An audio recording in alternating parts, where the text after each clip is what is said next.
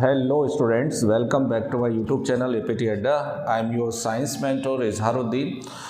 आज हम case study लगाएंगे 2023 बोर्ड एग्ज़ाम के अंदर साइंस के पेपर में ई सेक्शन। टोटल 5 सेक्शन है क्वेश्चन पेपर के अंदर, ABCDE। ई सेक्शन के अंदर 3 केस स्टडी आने वाली हैं और उसका वेटेज रहेगा आपका 12 मार्क्स का। Each case study carrying 4 marks, जिसके अंदर 3 क्वेश्चंस होंगे।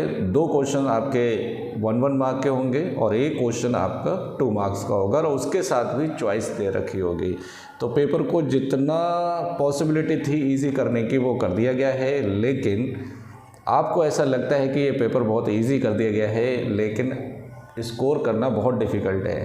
क्योंकि आप लोगों की प्रैक्टिस नहीं होती है किस तरह से अटैम्प्ट करना है। तो प्रैक्टिस करने के लिए, स्कोर करने के लिए आप एपीटी अड्डा के साथ बने रहें। चैनल को सब्सक्राइब करें, वीडियो को लाइक करें।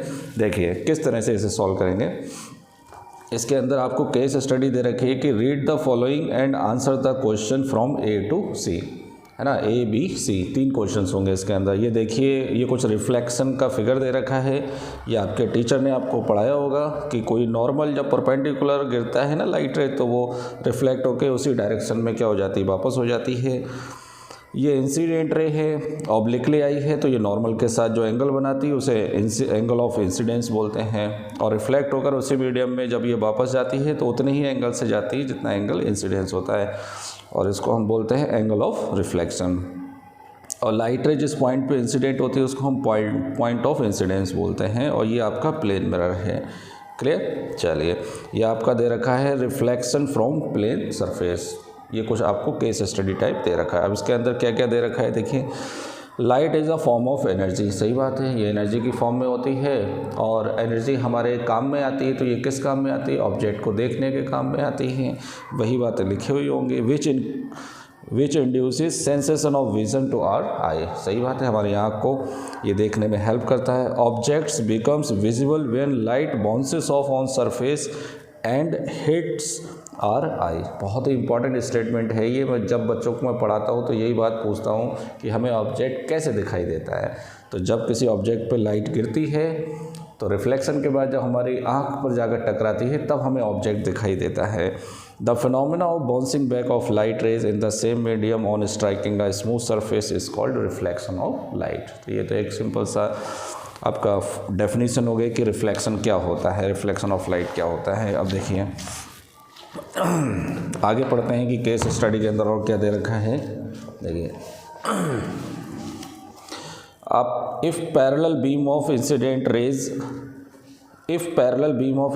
Raise remains parallel even after reflection and goes only in one direction is known as regular reflection. मतलब ये नॉर्मली इंसिडेंट होगा और टकराने के बाद तुरंत क्या हो जाएगा, उसी रास्ते से वापस चला जाएगा। It takes place mostly in plane mirror. सही बात है, प्लेन मिरर में जनरली लाइट रे परपेंडिकुलर गिरती हैं तो वापस चली जाती हैं। और highly polished metal surface. The mirror outside the driver side of a vehicle is usually a spherical mirror. बिल्कुल, चाहे वो आपका रियर व्यू मिरर हो चाहे साइड व्यू मिरर हो, उसके अंदर कॉन्वेक्स मिरर का यूज़ होता है। कॉन्वेक्स मिरर का यूज़ होने का रीज़न ये है कि जब भी कॉन्वेक्स मिरर पर लाइट रे इंसिडेंट होती है तो ये एक डाइवर्जिंग मिरर होता है। डाइवर्जिंग का मतलब लाइट रे यहाँ से क्या हो जाती है, डाइवर्ज हो जाती है। और डाइवर्ज होने से ये आगे तक का एरिया, मतलब अगर तुम यहाँ से इसे देख रहे हो तो पीछे का एरिया, ज़्यादा से ज़्यादा एरिया क्या करता है, ये कवर करता है। तो आपने देखा होगा कि कोई ड्राइवर जब गाड़ी में बैठा होता है तो वो साइड व्यू या रियर व्यू में अगर देखता है तो उसे पीछे का ज़्यादा से ज़्यादा एरिया मिरर के अंदर दिखाई देता है और ये पता चल जाता है कि गाड़ी के पीछे और कौन कौन आ रहा है करके। ठीक है, चलिए। The mirror outside the driver side of a vehicle is usually a spherical mirror and warning is printed on such a mirror as. क्या? Vehicles in this mirror are closer than they appear. ये बहुत ही अच्छा statement है कि vehicles in this mirror are closer than they appear. जैसे तुम्हें महसूस हो रहा है वो आपके बहुत क्लोज है। व्हीकल्स लिखा है ना, vehicles in this mirror are closer than they appear, कि तुम्हें लग रहा है कि अभी दूर है लेकिन वो बहुत क्लोज होता है उसके। ओके फाइन, ये दे रखा है। अब इसमें क्वेश्चन सॉल्व करते हैं कि based on the text and data given in the above paragraph which type of mirror is used outside the driver side of the vehicle. तो आप सीधा सा आंसर लिख देंगे कि convex mirror is used, convex mirror is used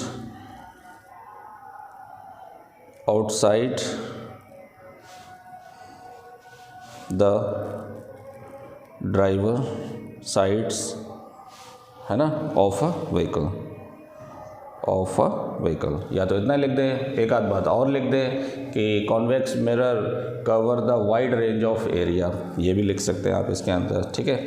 अगला क्या है, if you stand at any distance from the mirror then your image appears erect, तो आइडेंटिफाई द मिरर। तो देखिए, अगर आपके पास प्लेन मिरर है तब भी आपकी इमेज कैसी बनती है, इरेक्ट इमेज बनती है।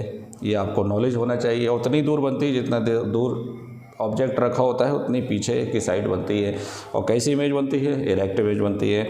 और इरेक्ट इमेज बनती है किससे, कॉन्वेक्स मिरर से। कॉन्वेक्स मिरर में हमेशा कैसी इमेज बनती है, इरेक्ट इमेज, वर्चुअल इमेज बनती है। लेकिन इसमें डिमनिश बनती है, और डिमनिश का तो कोई लोचा ही नहीं बताया इन्होंने, खाली ये बोला है कि इरेक्ट इमेज बनती है। तो इसमें दोनों आंसर होंगे, प्लेन मिरर एंड, क्या लिख देंगे, plane mirror and convex mirror, and convex mirror, दोनों मिरर हो सकते हैं कि जिससे हमें हमारी इमेज कैसी बने, प्लेन मिरर, इरेक्ट इमेज बने। आइडेंटिफाई द मिरर, तो मिरर ही बताना है तुम्हें, ठीक है। नेक्स्ट क्वेश्चन, ये 2 मार्क्स का, if an object is placed at 10 centimetre from a convex mirror, तो देखिए ये कॉन्वेक्स मिरर है, यहाँ से ऑब्जेक्ट इधर को रखा होगा तो u की वैल्यू दे रखी है -10, क्योंकि ये पोल है ना, इस साइड प्लस होता है, इधर माइनस, ऊपर प्लस, नीचे माइनस। कोऑर्डिनेट सिस्टम से आप बता सकते हैं पॉजिटिव और negative. Of radius of curvature, तो रेडियस ऑफ कर्वेचर इसका कितना है, 60 है। तो इसकी रेडियस ऑफ कर्वेचर इधर होगी तो पॉजिटिव होगी, तो फोकल लेंथ कितनी हो जाएगी, 60/2 = 30। तो फोकल लेंथ इसकी कितनी हो गई, 30 हो गई फोकल लेंथ। और क्या दे रखा है, find the position of the image, image की पोजीशन बतानी है। तो फॉर्मूला मालूम है, 1/v + 1/u = 1/f।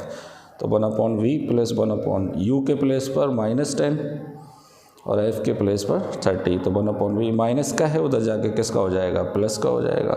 और ये पहले से ही प्लस है, तो 30 आप क्या ले लीजिए एलसीएम, 10 3 जा और 1 जा, तो 1/v = 4/30, तो 2/15 हो गया। तो v की वैल्यू कितनी होगी, 15/2 7.5। देखो प्लस आ रहा है, तो कॉन्वेक्स में सारी इमेज पोल और फोकस के बीच में बनती हैं, और फोकस तुम्हारे पास कितना है 30, और ये बन रहा है कितने पर 7.5, तो इसके यहीं कहीं तो बनता होगा 30, इसी के अंदर ही तो आएगा, 30 के अंदर 7.5 और प्लस है, तो इसका मतलब इधर बन रहा है। तो कैसी इमेज बनेगी, वर्चुअल इमेज बनेगी। 2 मार्क्स का क्वेश्चन है और बढ़िया क्वेश्चन है, ये एग्जाम में इसी टाइप से क्वेश्चन आएंगे।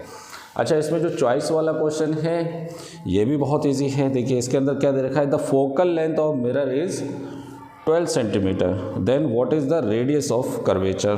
तो देखिए फोकल लेंथ में दे रखी है, फोकल लेंथ कितनी है 12, then what is the radius of curvature. तो radius of curvature focal length की डबल होती है, तो 2 × 12 = कितना हो गया, 24।